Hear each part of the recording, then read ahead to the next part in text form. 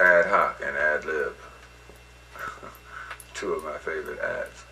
This is going to be a position poem on a non-era.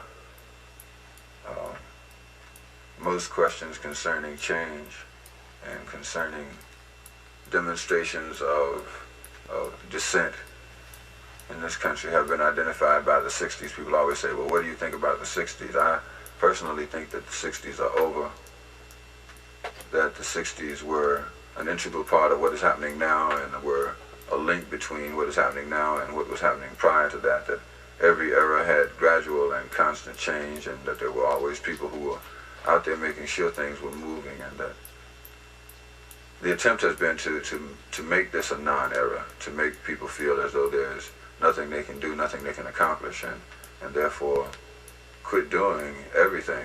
Media people seem to believe that we are living in a non-era. It seems to be the vibration.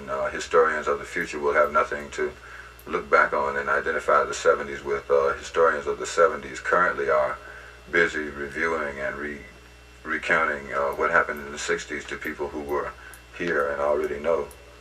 People who were previously identified as shufflers and were at other times lost in a given shuffle will be glad to find that the political deck has been restacked and that there is a new deal, not a new deal like FDR's New Deal, but a new deal concerning people who will in the future look back on this as a non-era and say that nothing happened in the 70s.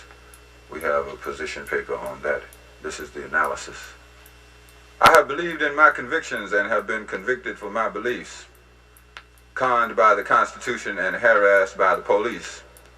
I have been billed for the Bill of Rights and treated like I was wrong. I have become a special amendment for what included me all along, like all men are created equal. Well, no amendment needed there. I have contributed in every field, including cotton, from Sunset Strip to Washington Square. And back during the nonviolent era, well, hell, I was the only nonviolent one.